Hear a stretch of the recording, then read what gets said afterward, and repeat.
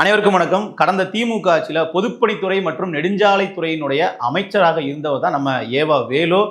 இவர் சம்பந்தப்பட்ட ஒரு வழக்கு இதுவரைக்கும் எஃப்ஐஆரே ஆகாம இருந்துச்சு. இப்போ இன்றைக்கு எஃப்ஐஆர் பதிவு பண்ணதோட அவர் சம்பந்தப்பட்ட வீடு உட்பட 13 இடங்களை லஞ்ச ஒழிப்புத்துறை தீவிரமா ரைடு நடத்தி பல முக்கிய ஆவணங்களை கைப்பற்றிருக்காங்க. வடிவேலு ஒரு காமெடியில கிணத்த காணோம் சார் அப்படின்னு சொல்லுவார் இல்லையா, நான் கிணறு வெட்டுறதுக்கு லோன் வாங்கினேன் ஆனா கிணறு வெட்டல அப்படிங்கிற ஒரு நகைச்சுவை வரும் இல்லையா, அதை ரியல் லைஃப்ல பண்ணி காட்டியிருக்காரு ஏவா வேலு அவர்கள். அவர் சம்பந்தப்பட்ட நெடுஞ்சாலைத்துறையின் கீழ் சாலை போடக்கூடிய டெண்டர்கள்லாம் விடுவாங்க இல்லையா, அதுல கரூர்ல பாத்தீங்கன்னா 2022ஆம் ஆண்டு அப்பவே நடந்த சம்பவம் இது. திமுக ஆட்சிக்கு ஓராண்டுல இப்போ பாத்தீங்கன்னா டெண்டர் விட்டுருக்காங்க. டெண்டருக்கு காசும் அரசு தரப்புல இருந்து கொடுத்துட்டாங்க. கான்ட்ராக்டருக்கு காசு கொடுத்துட்டாங்க. கான்ட்ராக்டர் பேரு கூட சங்கர் ஆனந்த், கரூரை சேர்ந்தவர் தான். செந்தில் பாலாஜிக்கு நெருக்கமான ஒரு நபர், அரசு கான்ட்ராக்டர்.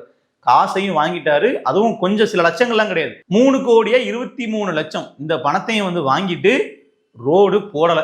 மொத்தம் 7 கோடிக்கும் மேல இருக்கக்கூடிய ப்ராஜெக்ட். அதுல இந்த 3,23,00,000க்கு ரோடே போடல. ஆனா போட்டதா கணக்கு காட்டிட்டாங்க. இதை அன்றைக்கே முன்னாள் அமைச்சர் எம்.ஆர். விஜயபாஸ்கர் அவர்கள், அதிமுக முன்னாள் அமைச்சர் தான், அவர் என்ன பண்றாரு, ஒரு வழக்கா தாக்கல் பண்றதுக்கு குற்றச்சாட்டு எடுத்துட்டு போயிட்டு செக்ரட்டரியில இருந்து போலீஸ் வரை எல்லாருமே கொடுக்குறாரு. ஸோ அவர்கள் எஃப்ஐஆர் பதிவு பண்ணாம ரோடு தானே போடலன்னு சொன்னீங்க, இருங்க நாங்க 20 கோடி ரூபா ரோட போட்டு முடிச்சிடறோம்னு சொல்லி போலீஸ் பாதுகாப்போட எக்கச்சக்கமான ஜேசிபியோட உதவியோட ஒரு 20 கோடி ரூபா ரோடு போடப்படுது. இது கிட்டத்தட்ட ஆதாரத்தை அளிக்கக்கூடிய ஒரு செயலாக எல்லாரும் பார்க்கப்பட்டது. ஸோ இதெல்லாம் எடுத்துட்டு பாத்தீங்கன்னா ஒரு வழக்கா பதிவு பண்ணி எஃப்ஐஆர் பதிவு பண்ணி இதற்கு பின்னணியில யார் இருக்காங்க அப்படிங்கிறத தெரியப்படுத்தணும் அப்படிங்கிற ஒரு குரல் எழுது. அறப்போர் இயக்கம்லாம் இது ஒரு குற்றச்சாட்டாவே கொடுக்குறாங்க, இது ஒரு மனுவாவே கொடுக்குறாங்க. ஆனா அப்ப கூட அதை ஏற்று எஃப்ஐஆர் போடப்படலை. அது கிட்டத்தட்ட 4 ஆண்டுகளா கிடப்பில் போடப்பட்ட ஒரு வழக்கு தான் இன்றைக்கு கையில் எடுத்திருக்கிறாங்க லஞ்ச ஒழிப்புத்துறை. இது வெளியே தெரிகிற ஒரு சின்ன புள்ளி தான். இதை தோண்டி பார்த்தாங்க அப்படின்னா எக்கச்சக்கமான ஊழல்கள் வெளியே வர்றதுக்கான உள்ள அவ்வளவு தூரத்துக்கு ஆதாரங்கள் கிடைக்கும். காரணம் என்ன அப்படின்னா, நெடுஞ்சாலைத்துறையை பொறுத்த அளவுல பெரிய அளவுல ஊழல் நடந்துச்சுன்னா உடனடியாக கண்டுபிடிக்க முடியாது. ஏன்னா ஒரு சாலையை பராமரிப்பு பண்றதுக்கு அப்படின்ட்டும் அரசாங்கம் சில தொகையை கான்ட்ராக்டர்களுக்கு ஒதுக்குறாங்க. குறிப்பா கடந்த ஜனவரி மாதம் அப்போ இதே ஏவா வேலு அவர்கள் தான் நெடுஞ்சாலைத்துறை அமைச்சராக இருந்தாரு. தமிழ்நாடு முழுக்க உள்ள சாலைகளை பராமரிப்பு பண்றதுக்காக ஒரு 600 கோடியை ஒதுக்குறாங்க. இந்த 600 கோடியிலிருந்து 35 விழுக்காடு அமைச்சரே கமிஷனா வாங்கியிருக்காரு அப்படிங்கிறது ஒரு தரப்பினுடைய குற்றச்சாட்டு. இப்ப இதை நம்ம எப்படி புரிஞ்சுக்கலாம் அப்படின்னா, ரோடு ஒருத்தங்க போடுறாங்க அப்படிங்கிற பட்சத்துல அந்த ரோடை அடுத்த 5 ஆண்டுகளுக்கு பராமரிப்பு பண்றதுக்கான வேலையை, அந்த ரோட்ல ஏதாச்சும் விரிசல் விழுது, இந்த ரோட்ல ஒரு பள்ளம் விழுது அப்படின்னா அதனுடைய தரத்தை மெயின்டைன் பண்றதுக்கு ஒரு கேரண்டி கொடுக்குற மாதிரி பாத்தீங்கன்னா அந்த கான்ட்ராக்ட் எடுத்த கான்ட்ராக்டரே அதற்கு செலவு பண்ணி அவங்க பராமரிப்பு பண்ணணும். அதைக்கும் சேர்த்து தான் அவங்க டெண்டரே விடுவாங்க, கான்ட்ராக்டே எடுப்பாங்க. ஸோ அப்போ இந்த பணியை ஒரு பக்கம் போயிட்டு இருந்தாலும் நாங்க பாத்தீங்கன்னா பேட்ச் ஒர்க் பண்றதுக்காக 600 கோடி ஒதுக்குறோம் அப்படிங்கிற மாதிரி சொல்லி ஒதுக்கி அதுலயும் சில கமிஷன்களை அடிச்சிருப்பாங்க.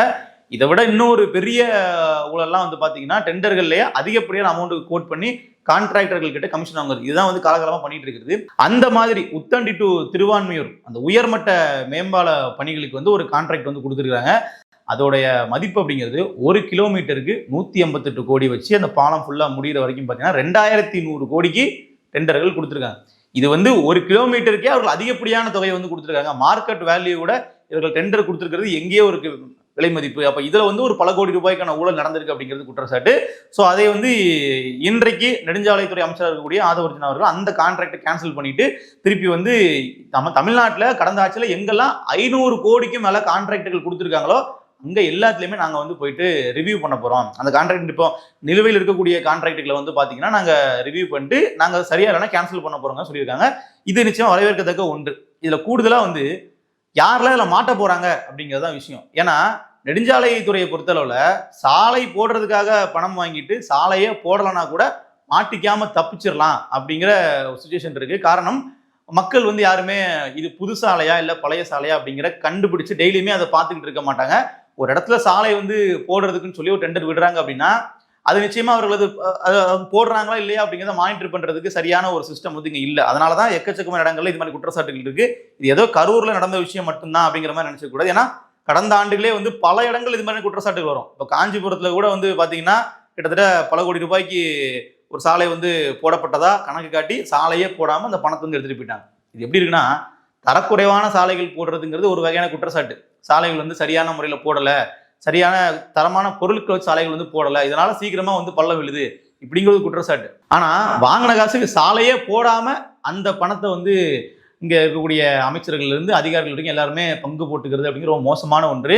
இப்ப இந்த கரூர் சாலை தொடர்பான வழக்கிலேயே ஏற்கனவே கடந்த 2022 முன்னாள் அமைச்சர் விஜயபாஸ்கர் அவர்கள் கொடுத்த புகாரின் பேர்ல கிட்டத்தட்ட ஒரு 4ற்கு மேற்பட்ட அரசு அதிகாரிகள் வந்து சஸ்பெண்ட் பண்ணப்படுறாங்க. ஆனா எஃப்ஐஆர் பதிவு பண்ணல. இங்கதான் வந்து சிக்கலே இருக்கு. ஏன் எஃப்ஐஆர் பதிவு பண்ணல அப்படிங்கிறது. அப்ப தெளிவா வந்து திமுக ஆட்சியில எப்படியெல்லாம் வந்து அமைச்சர் தரப்புல உள்ளவங்கள எவ்வளவு தூரம் பாதுகாத்துருக்காங்க, இல்ல ஒரு பெரிய ஊழலை வந்து மூடி மறைக்கிறதுக்கு அவர்கள் என்னெல்லாம் பண்ணியிருக்காங்க அப்படிங்கிறத பாருங்க.